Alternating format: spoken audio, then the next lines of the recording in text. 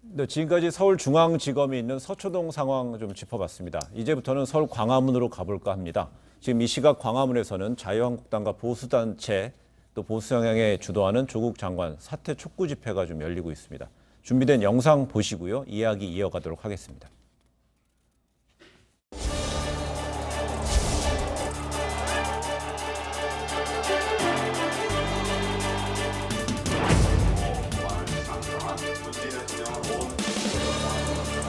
우리 당은 내일 광화문 대규모 집회를 열어서 이 정권에 분노한 민심을 똑똑히 이 정권에 보여줄 것입니다.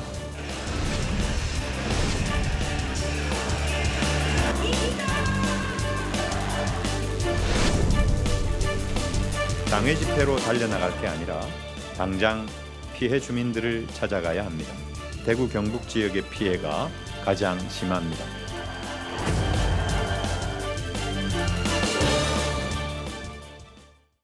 네, 오늘 한국당 등이 주최하는 광화문 집회의 정식 명칭은 문재인 정권의 헌정유린 중단과 위선자 조국 파면 촉구 광화문 규탄대회란 긴 이름입니다. 지금 오늘 조금 전의 화면인데요. 지난 토요일 서초동에서 있었던 제7차 검찰개혁 촛불 문화제의 맞불 성격으로 볼 수 있을 것 같습니다. 이 집회가 숫자 대결, 세 대결 양상으로 가면은요.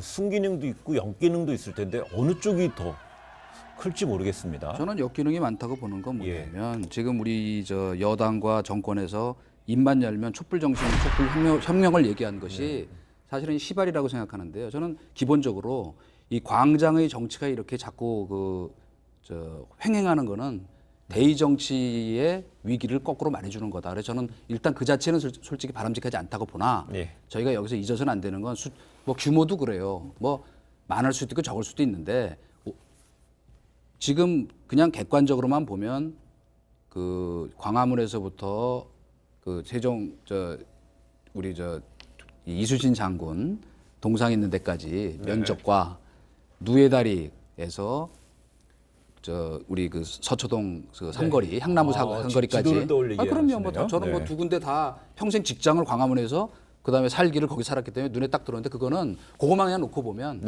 한 면적은 한 네다섯 배 차이가 난다. 그래서 저는 그 말씀만 드리고 싶고 그다음에 또 한 가지 그냥 정리하는 게 말씀을 드리면 저는 자꾸 우리 청와대와 여권에서 우리 박근혜 전 대통령 탄핵 때 그 주장됐던 그 촛불 민심과 지금의 민심이 다르다고 생각하면 안 돼요. 정의는 누구도 독점할 수 없는 것이고 진보의 권력이나 보수의 권력이나 좌의 독재나 우의 독재나 일반 국민이 볼 땐 똑같은 거예요. 그러니까 왜 분노하는지를 아주 원론적인 거죠. 다시 좀 한번 얘기하고 싶어요. 진짜 공정한가 당신네는. 일단은 좀 약간 저는 유치원스러워가지고 지난 주말에 촛불 집회가 열리면 뭐 몇만이나 얘기할 때 저는 말을 섞어본 적이 있어요. 그러니까 숫자를 갖고 섞어본 적이 없는데 정말 유치원스러운 부분이 있는 것 같아요. 그래서 오늘 보면 많이 모였어요. 그러니까 백문이 불여일견으로 많이 모인 게 보이잖아요. 뭐 인정할 건 인정을 해야죠. 많이 모였어요. 자, 일단 이 점을 하고 근데 문제는 자, 이런 게 있잖아요. 민주당이 200만 모였다고 해갖고 거기서부터 자유한국당이 공격이 시작이 됐잖아요. 무슨 200만이냐 따져보자 이렇게 갔는데 자, 조금 전에 자유한국당이 300만 모였다고 했어요. 그러면 아니 왜 자초를 해요 논란을? 저는 정말 거기서 그러면 민주당이 정말 300만인지 따져보자 이러면 기준점이 300만이 돼요. 한국당 왜 저러는 거예요? 정말 좋아요. 제가 볼 때는 약간 좀 모자라는 부분이 있어요. 저도 그 부분에 대해서는 모자라는 부분이 있고 왜 저렇게 논란을 공감해요. 비판에 공감해요. 그다음에 마지막으로 하나 말씀을 드리고 싶은 건 바로 그거예요. 그러니까 지금 문제가 뭐냐면 민심을 경청을 해야죠. 직접 민주주의 양상이 나타나는 것은 뭐냐면 어떤 대의를 통해서 그러니까 대의 기제를 통해서 이게 받아들여지지 않는다라고 어떤 국민들이 느낄 때 사실 이제 광장에 나오는 것 아니겠습니까? 그래서 거기를 그런 어떤 그 광장의 의견에 귀를 기울이고 승복하고 수렴하는 것이 어쩌면 정치의 도리라고 생각하는데 문제는 여기에 있는 것 같아요. 어떤 문제가 있냐면 이것이 지금 광장의 목소리가 하나가 아니라고 하는 거. 그다음 조금 전에 이제 진행자께서 말씀하신 것처럼 광장에서 세 대결 양상이 벌어진다고 한다면 그럼 그러니까 어떤 목소리에 그러면 귀를 기울일 것인가? 결국은 지금 단계에서의 국면에서의 형국은 어려움은 바로 여기에 있다. 그것이 사실은 어떤 각종 여론조사에서도 계속 추이로 나타났던 부분들은 결국은 그것 아니겠습니까? 이게 몇 퍼센트 포인트가 높다 낮다 이 문제를 떠나서 결국은 갈라져 있다라고 하는 것들은 객관적 사실이었으니까 문제는 여기에 있는 것 같습니다. 지금 이제 이제 저 말씀하신 거에 제가 하나 꼭 보태고 싶은 건 뭐냐면 지금 이 광장의 민주주의라는 것은 사실 건전한 양상은 아니지만 아주 얘기를 잘 해주셨어요. 그러니까 네. 그게 바로 저희가 전에 얘기했던 국민적 저항권이라고 하는 개념에 이제 그 광장의 그 민심 광장의 민주주의라는 게 직결되어 있는 것인데 그럼 왜 지금 이런 현상이 빚어지는가? 근데 그 앞에 간단히 얘기해서 저는 이게 자유한국당 이렇게 앞서가지고 이거 자유한국당이 주최한 거 아니에요. 사실은 자유한국당 그 원오브 댐일 뿐이에요. 사실은 국민행동본부가 아마 다섯 군데인가 아니라 하나일 거예요. 그리고 예. 국민행동본부가 사실은 준비하고 한기총이 중심이 되고 그다음에 대학가 이제 뭐 대학생들도 저녁에 합류한다니까 지금 저기서 하고 있지만은 그 40개 대학 학생들이 저 동숭동 대학로에서 하고 있죠. 저녁엔 합류하겠다 일부 그렇게 하니까 두고 봐야 되는데 그요 부분인 거예요. 그러니까 지금 이 저항권과 관련해서 지금 꼭 얘기하고 싶은 거는 우리 박근혜 대통령 전 대통령 탄핵의 가장 큰 이유가 뭐였습니까? 왜 국민이 위임한 권력을 사적으로 썼냐 이거였거든요. 네. 근데 이거는 지금 다르다고 생각하시면 안 돼요. 왜? 대통령이 자기 마음대로 인사권 행사하는 거 아니에요. 국민이 위임한 거예요. 그런데 다 반대해. 여론도 반대. 뭐 물론 자기네 일부 집단에서는 뭐 극적인 극렬한 지지가 있는지는 모르겠으나 그런 진영 논리의 문제가 아니고 이렇게 엄청난 비리 의혹에 말하자면 연루돼 있는 사람을 굳이 법무장관과 다른 것도 아닌 해서 이렇게 민심을 분노케 하는 이유가 뭐냐? 그것도 말하자면 자기 측근이기 때문에 네. 나랑 가까운 사람이기 때문에 그것도 권력의 남용이라고 보는 이른바 저항권의 발로라고 이해를 해야지 한국당이 하는 이거를 진영 또 다른 진영의 저거라고만 생각하시면 제가 보기에는 굉장히 오판하고 바로 있고 거기서 더 이제 곤란한 갈라지는 일도 생길 수 있습니다. 바로 제가 그 분명히 지점에서 말하지만 갈라지는 거예요. 곤란한 일도 생길 수 있다고. 조금 전에 이제 이동관 전 선수는 다, 그다음에 일부 이렇게 지금 이제 말씀을 하셨어요. 그러니까 네. 어떤 여기가 그러니까 진정 어떤 대표 부분은 여기에 있고 나머지 이쪽은 극히 일부에 불과하다라고 하는 이런 설정에 대해서 오히려 그러니까 촛불을 들었던 분들은 동의를 못 하는 거예요. 아니 여기도 동의를 못 하는 것이고. 많이 나갔어요. 제가 알아요. 제 주변에 있는 분들도. 그러니까 문제는 여기에 있는 거예요. 그러니까 진보의 분들도 이게 나갔다고 뭐냐면 하니. 유치원스럽게 수를 세는 양상이 나타나는 원인이 사실은 여기에 있는 거예요. 그러니까 이게 뭐냐면 우리가 오히려 진정한 대표다. 그죠? 이게 더 많으니까. 지금 이런 식으로 갈 수 있는 성질의 문제가 제가 볼 때는 아니라는 거예요, 이게. 그래서 이건 제가 볼 때는 팽팽한 이 긴장 관계는 그러니까 상당 부분 갈 수 있을 것 같아요. 그러니까 지금 변곡점으로 많은 사람들이 검찰 수사 결과를 지켜보는 부분들도 결국은 어떤 이 대치 상황이 언젠가는 끝나야 되는 것이고 결말을 봐야 되는 것인데 그 변곡점이 지금 민심, 여론, 광장이라고 하는 걸 통해서 과연 이게 해소될 수 있는 것이냐 아니라고 보는 거잖아요. 그러니까 좀 더 지켜볼 부분이 있다고 근데 생각합니다. 용어로 보면요, 광장이라는 부분은 민주주의랑 밀접하게 연계되지 않습니까? 대의민주주의의 장은 국회, 의회지만 또한 그 저희가 저번에도 얘기했었지만 국민의 저항권이라는 거는 의외로 쳐들어갈 수는 없는 것이고요. 주로 이제 길거리가 아니고 광장이라는 표현이 있어서 그걸 폄하하는 사람은 그걸 길거리로 왜 나가 이러지만 거리가 아닌 광장의 정치인데. 그냥 그 존중을 해야 되는 예, 현상이에요. 그럼요. 예. 그런데요. 네.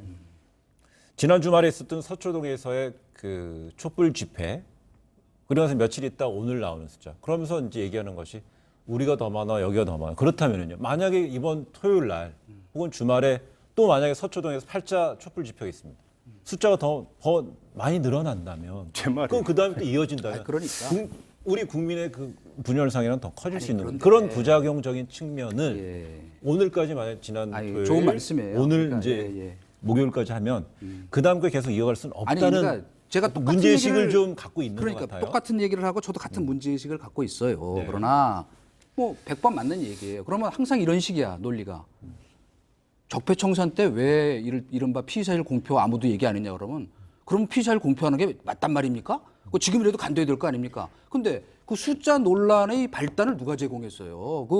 저 민주당 대변인 뭐 이재정 씨부터 이 사람들이 당 지도부가 나와서 뭐 솔직히 말하면 황당무계한 200만 명 얘기를 하니까 그거보단 조금 많다는 300만 명 얘기 나오는 건데 저도 100만 단위로 그런데 좀 그거를 맞습니다. 이를테면 지금 아, 아까 너무- 이제 그러면- 아니 그 얘기는 좋아요. 네. 이를테면 둘 다 유치했다. 그러나 왜 집권 여당에서 유치하게 먼저 그런 빌미와 발단을 제공했기 때문에 요 다음에 더 많이 나오면 그때 1,000만 나왔다 그러나요? 그러니까 안 하는 게 맞는데 왜 꼭 남 할 때는 지금부터 하지 마 그리고 자기 할 때는 할 지 다 해놓고 그러니까 그거는 안 된다 이거예요. 그러니까 끊는 것도 요 다음부터 우리부터 끊읍시다. 아니 그러니까 요 다음부터 예, 오늘 저- 수사 논란까지 저희- 끝내고 알겠습니다. 요 다음에 이제 뭐 10월 5일 날 무슨 재집회한다니까 그때부터 이제 숫자 얘기하지 말아요. 알겠습니다. 예. 제가 좀 순간 우리부터 하지 말자. 제가 순간 그 오케이라는 표현을 썼는데 지금 시청자 여러분 사과드리겠습니다. 영어 그거 쓰면 안 우리 됩니다. 쓰면 안 예, 여기서 저희는 요 얘기 마치고요. 네.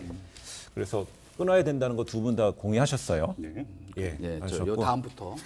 다음부터 그럼 항상 나 다음부터 해야지. 나부터 하면 안 되죠. 또 그래요. 그럼요. 그 조국 장관 문제가 그거 아니에요. 예, 시청자분들 나부터 끊자는 거 시청자분들 아니야? 이해하시는 분들 많을 것 같고요. 또 반대하시는 분도 있을 것 같습니다. 근데 이런 어떤 대규모 집회를 그 바로 옆에 이제 청와대가 있습니다. 그래서 여론 이것도 민심도 있고요. 또 광장도 있고 여론도 있고 민심, 여론, 광장 뭐 이렇게 세 가지 용어가 이제 등장했는데요. 그 보통 목요일하고 최근에 목요일하고 금요일날 여론조사가 발표됩니다. 오늘은 뭐 한 단체 리얼미터라는 기관에서 나오고 또 내일 금요일은 보통 그 갤럽이라는 데서 나오는데 우선 오늘자는 좀 나온 것 같습니다. 이 조사 기관하고 이제 돼 있는데 한번 화면을 한번 볼 수 있습니까? 여론조사 결과. 예, 두 분 보이시죠? 네네. 저 결과는 어떻게 좀 해석할 수 있을까요? 지금 문재인 대통령의 국정 수행 지지도는 지난주에 비해서 한 2.5%포인트 빠진 거고요. 네. 그러니까 44.8 나왔고 부정평가는 1.3%포인트 오른 51.5%가 나왔으니까 네. 부정평가가 더 이제 많은 부분들이 있는 거고 이 이야기는 저희가 여러 차례 했던 것 같아요. 결국은 임계점, 저는 계속 이 자리에서 이제 말씀을 드렸던 게 임계점인데 빨간불이 들어오는 임계점. 이게 결국은 그 문재인 대통령이 대선 때의 득표율 밑으로 가느냐 아니냐 이게 결국은 가장 그 기본성이 되는 것이다. 그러니까 만약에 이걸 그러니까 내려가지 않는다라고 한다면 충분히 반전의 기회가 있다라고 여권은 생각을 한다 이 말씀을 드렸는데 그런 점에서는 사실은 큰 어떤 그 변화가 있다고 보기는 힘든 부분들이 있는 것 같습니다. 저도 뭐 큰 틀에서 보면 부정평가는 50% 선에서 찰랑거리고 왔다 갔다 하고, 또 우리 저 긍정평가는 아직도 뭐 40%를 지키고 있기 때문에 네. 뭐 그 안에서 뭐 큰 지금 변화가 있다 이렇게 보기는 좀 어렵다고 보고요. 지금 얘기 뭐 저도 뭐 100% 공감인데 어쨌건 그 오랫동안 조사를 해온 그 갤럽 그 기준으로 보면 네. 40%였다가 지난주 41% 살짝 올라갔죠. 네. 근데 이제 그게 30%대로 떨어지면 이럴 때면 하나를 기준으로 본다면 물론 이제 리얼미터도 뭐 올해 계속 지속적으로 조사를 하니까 그렇다면 이제 그때부터는 조금 30%대라는 거는 그때 이제 그야말로 빨간등이 들어왔다 이렇게 볼 수 있으니까 조금 더 지켜 볼 필요는 있다 이렇게 생각합니다. 알겠습니다. 저희가 처음에는요, 그 검찰 쪽 서초동을 봤고요. 그다음에 광화문으로 잠시 시선을 돌렸다가 이번엔 좀 여의도로 좀 보겠습니다. 민주당은 어제 피의 사실 공표와 비밀 누설 혐의로 조 장관 수사팀을 검찰에 고발했습니다. 이 집권 여당이 검찰을 고발한 건 매우 이례적이다 이렇게 볼 수 있습니다. 근데 여당은 특히 야당은 이 검찰을 뭐 겁박하는 행위다 이런 식으로 또 비판을 하고 있는 것 같습니다. 네.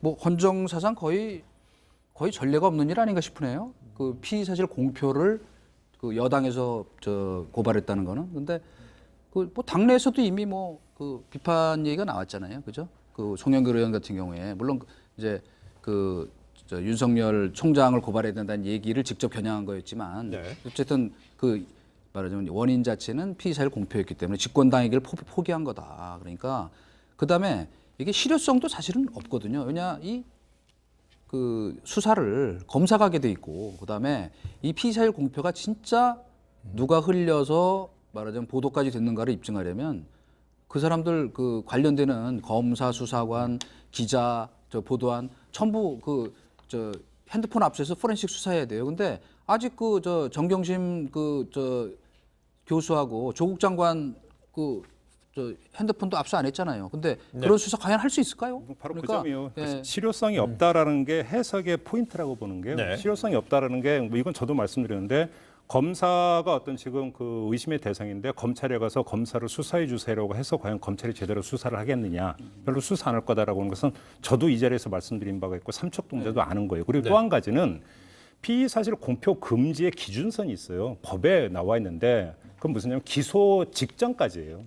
기소가 이루어지는 순간부터는 피의사실 공표가 성립이 안 돼요. 그렇죠. 그러니까 그렇게 본다면 지금 정경심 교수를 지금 비공개 소환했다면 거의 수사가 막빠지고 사실은 이제 바로 기소 단계로 들어간다고 이제 만약에 해석을 한다면 지금 고소장을 접수를 해서 이것이 어떤 뭐 검찰을 압박하고 이럴 수 있는 여지도 없어요, 시간적으로. 그 다음에 만약에 그러니까 첫 번째 문제 같은 경우 정말로 하려고 했던 경찰로 갔겠죠, 민주당이. 이렇게 본다면 이건 무슨 이야기냐면 어떤 정치적 상징.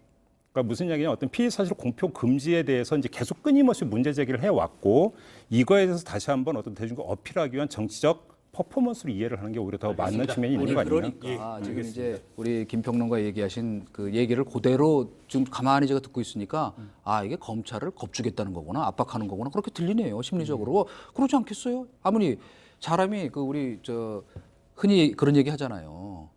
빈 총을 맞아도 기분 나쁘다는 저희 농담 많이 하죠, 군대 갔다 온 분들이. 그런데 하물며 집권 여당에서 고발하면 압박을 느끼지 않겠어요? 짧게만 하나만 말씀드리면 검찰의 압박이 맞죠. 근데 검찰의 압박이 지금 조국 교수 가족 일가 수사에 대한 압박이 아니라 피의 사실을 그러니까 버젓이 공표를 했던 검찰의 관행에 대한 압박. 그거라면 100% 압박 맞아요. 네. 알겠습니다. 저희가 이제 하나 더 얘기하게 되면요, 그 집권 여당에서 검찰에 고발했다는 것에 대해서 이런 어떤 상황은 최근에 검찰 개혁 관련해서 이런 전국에서 나온 이야기인데요.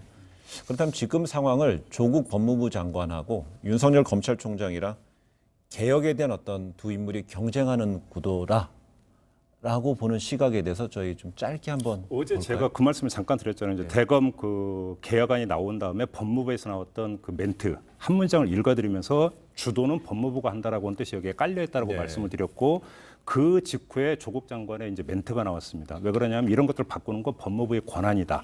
라고 했고 모든 언론이 이건 법무부가 주도해 가고자 하는 의지의 표명이라고 다 해석을 했는데 아마 그러니까 그 조국 장관 체제의 어떤 법무부는 계속 그걸로 일관해 갈 것 같습니다. 저는 뭐 한마디로 할게요. 네. 조국 수사와 조국 일가 비리 수사와 검찰 개혁과는 아무 관련 없다. 아무 관련이 없는 일이라고 얘기하고 싶다. 예. 네. 그러니까 일관되게 그렇게 그럼요. 주장을 해왔고요. 이건 뭐 네. 저 그대로 하면 되고 또 해야 돼요. 예. 네, 그리고 해야 저 공보준칙 강화 이 다음부터 하기로 했잖아요. 왜 고발을 지금 해요? 그러니까 그것도 좀 앞뒤 맥락이 안 맞아요. 예열로 생각하시면 된다니까. 알겠습니다. 네. 네, 한마디 정리하는 순서입니다. 그 이전 수석이 그대로 이어가겠습니다. 한마디. 예.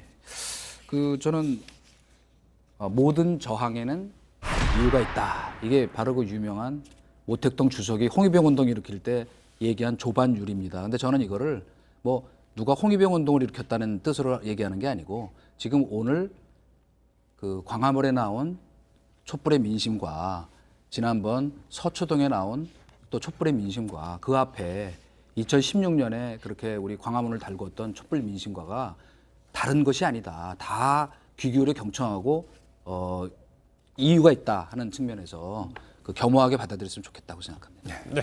제가 뽑은 건 지금은 승 이렇게 뽑았는데요. 여기 승이라고 하는 게 승리한다의 승이 아니라 기승전결할 때의 승. 그러니까 지금의 형국을 간단히 얘기하면 붉어졌다가 최고의 지금 정점에 가서 딱 있는 것 같습니다. 승의 최고의 정점에 가 있고 그 다음이 결은 통상적으로 빨리 이루어지죠. 네. 그러니까 최고의 정점, 그러니까 검찰 수사도 정점에 와 있는 것 같고 민심 같은 경우도 어떤 갈라진 민심도 거의 정점에 와 있는 것 같습니다. 여기서 이제 빨리 전이 이루어지고 좀 결이 빨리 좀 갔으면 좋겠다. 이 점을 좀 강조하기 위해서 오늘의 한마디로 지금은 승 이렇게 뽑았습니다. 네, 조국 정국 뭐 터널이 좀 보인다고 판단하시는 것 같습니다. 그러니까 승이라고 한다면 올라가는 속도보다는 내려가는 속도가 훨씬 빠른 게 자연의 이치죠. 섭리입니다. 그렇게 되리라고 생각합니다. 지금 집권 3년 차라는 걸 잊어버리면 안 됩니다. 그래서 아, 오늘 두 마디 하셨어요. 반칙하셨어요. 아니 아까 한참 길게 하길래 나도 그냥 네,